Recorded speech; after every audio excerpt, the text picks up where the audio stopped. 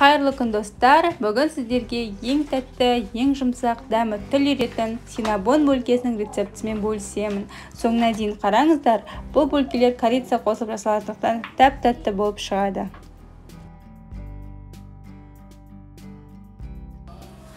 Қамырын жасау үшін алдымен жылы сүтке қант қосып араластырамыз.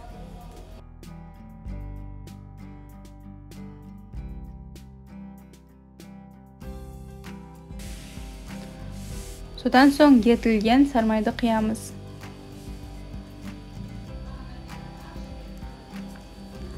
Құрғақ ашытқа қосамыз.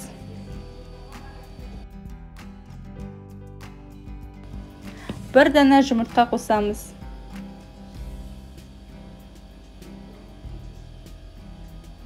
Шым-шым тұз себеміз. Барлығын жақсылап араластырып болған соң ұн қосамыз. Қасықтың немесе венчиктің көмегімен араластырамыз.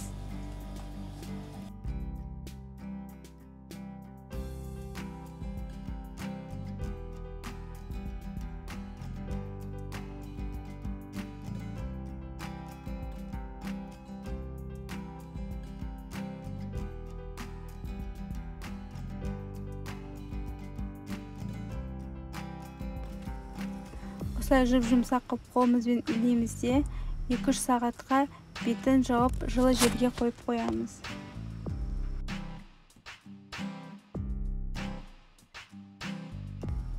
Мінеге біздің қамырымыз күшті болып көтерілді, жұмсақ, осындай видеодағыдай болуы тиіс.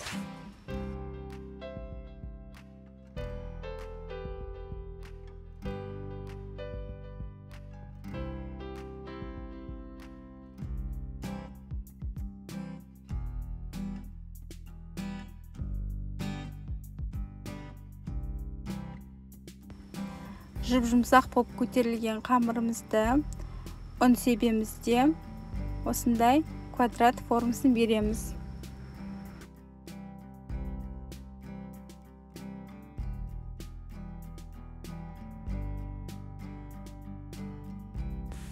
Осылай оқтаумен жаямыз.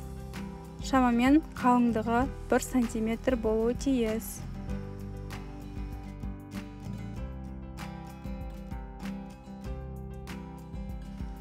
Қамырымызды жайып болғаннан кейін қанттың үстіне осындай корица салып, қант пен корица екеуін араластырып аламыз.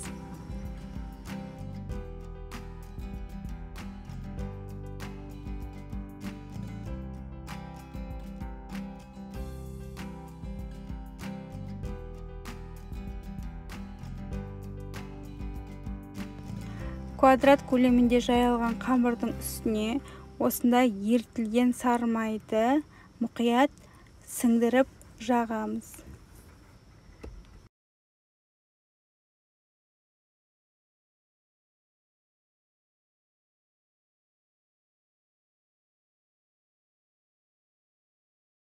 Ерітілген сармаймызды қамырдың барлық жеріне жағып алғаннан кейін қант пен корицаны асықпай барлық жеріне біртіндеп шашамыз.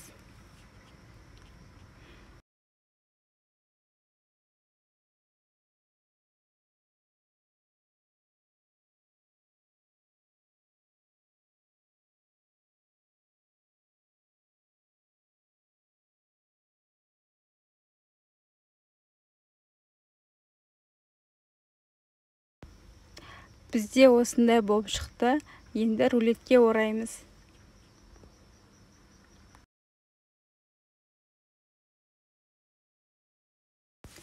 Міндетті түрде бөлкелерді қызып тұрған пеште салуымыз керек. Сонда бөлкелер жұмсақ болып жақсы көтеріліп піседі. Мен рулетке орап жатырған кезде пешімді 180 градусқа қыздырып қосып қойдым. Бөлкені рулет қылып жақсылап орап алдым. Енді бұл бөлкелерді кесу үшін бізге жіптің көмегі керек болады. Осылай жіптің көмегімен бөлкелерді ақырындап теп-тегіс қылып осылай бөлеміз. Тура видеодағыдай.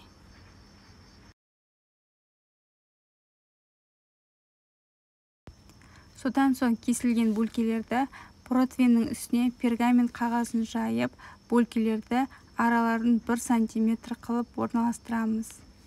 Егер сіздерде пергамент қағазы болмаса, онда противенің үстіне сармай жақсаңыздар да болады.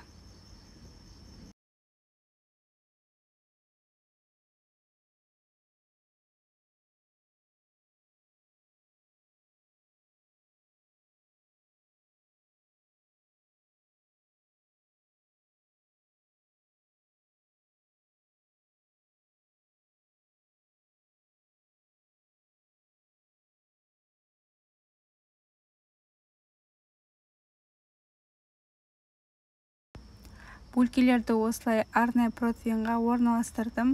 Енді қызып тұрған пеште 25-30 минуттай пісіріп аламыз.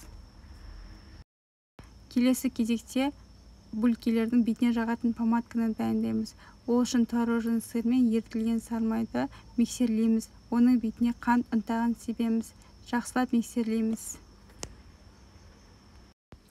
Бізде осындай сұйықтық шықты. Енді осы пештен шыққан ыссы бөлкелердің үстіне осылай біртіндеп барлық жеріне жағып шығамыз. Міндетті түрде ыссы бөлкелердің бетіне жаққан дұрыс, себебі ол еріп, дәмі шығып өте керемет болып шығады. Мінекей біздің синнабонымыз дайын, иісі керемет, жұп-жұмсақ, тәп-тәтті болып шығады.